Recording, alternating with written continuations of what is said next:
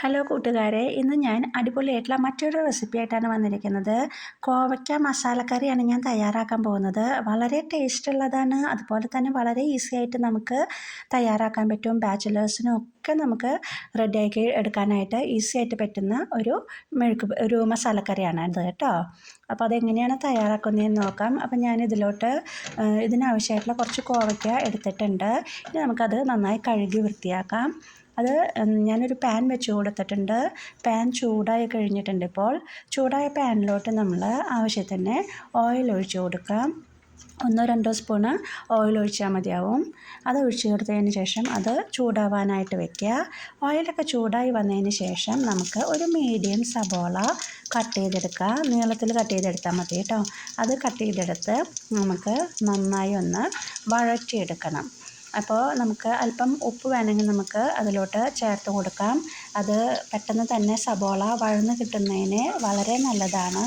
ഇനി നമ്മളത് നന്നായി ഒന്ന് ഇളക്കി കൊടുക്കുകയാണ്. പിന്നെ നമ്മൾ അത് നന്നായി വഴന്ന് കിട്ടാൻ വേണ്ടി ഒന്ന് മൂടി വെച്ചാൽ മതി കേട്ടോ. മൂടി വെച്ച് കഴിഞ്ഞാൽ പെട്ടെന്ന് തന്നെ നമ്മുടെ സബോളയൊക്കെ ഒന്ന് വാടി കിട്ടും. അപ്പോൾ കണ്ടില്ല, സബോളയൊക്കെ ഒരുവിധം നന്നായിട്ട് വാടി വന്നിട്ടുണ്ട്. ഇനി കുറച്ച് നേരം നമ്മളതൊന്നിങ്ങനെ ഇളക്കി കൊടുക്കാം. അപ്പോൾ നമ്മുടെ സബോള ഒരുവിധം പാകമായി വന്നിട്ടുണ്ട്. ഇനി നമുക്ക് അടുത്ത ഇൻഗ്രീഡിയൻസായ വെളുത്തുള്ളി 1-2 അല്ലി വെളുത്തുള്ളി മതിയാവും.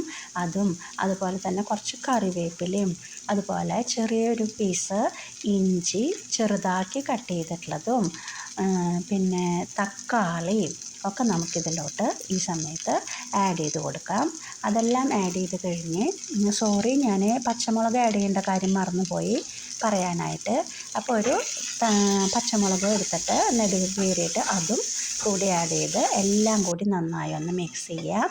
ഒന്ന് വഴന്ന് കിട്ടുന്നതിന് വേണ്ടി ഒന്ന് മൂടി വെച്ച് വേവിച്ചെടുത്തു. ഇപ്പോൾ സബോളയും തക്കാളി ഇഞ്ചി പച്ചമുളക് വെളുത്തുള്ളിയൊക്കെ നന്നായി ഒരുവിധം വാടി വന്നിട്ടുണ്ട്. ഇനി നമുക്കിതിലോട്ട് ആവശ്യത്തിനുള്ള പൊടികൾ ചേർത്ത് കൊടുക്കാം.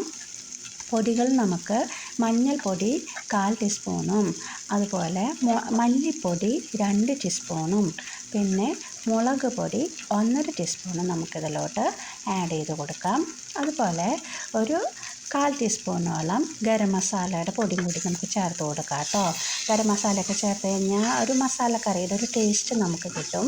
ഇനി നമുക്കിത് നന്നായി ഒന്ന് വഴറ്റിയെടുക്കാം.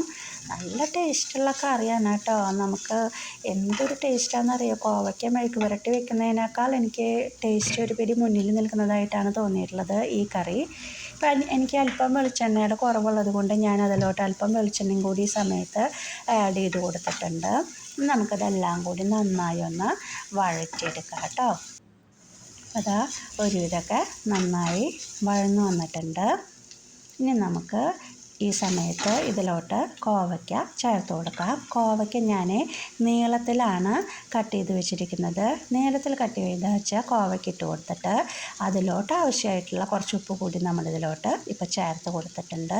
ഇനി ഇതെല്ലാം മിക്സ് ചെയ്ത് ഒന്ന് കവർ ചെയ്ത് വെച്ച് വേവിച്ചെടുക്കാം. കണ്ടില്ലേ, ഇപ്പോൾ കോവയ്ക്ക ഒരുവിധം നന്നായി വെന്ത് വന്നിട്ടുണ്ട്.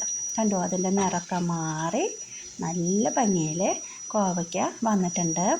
ഞാൻ അത് വെന്ത് വന്ന സമയത്ത് അല്പം വെള്ളം കൂടി ഒന്ന് ചേർത്ത് കൊടുത്തിട്ടുണ്ടായിരുന്നു കേട്ടോ. അല്ലെങ്കിൽ വളരെ ഡ്രൈ ആയിട്ടിരിക്കും. അതുകൊണ്ട് കുറച്ച് വെള്ളം വേണമെങ്കിൽ നിങ്ങൾക്ക് ആഡ് ചെയ്യാം. വെള്ളം ഒഴിച്ചില്ലെങ്കിലും കുഴപ്പമൊന്നുമില്ല.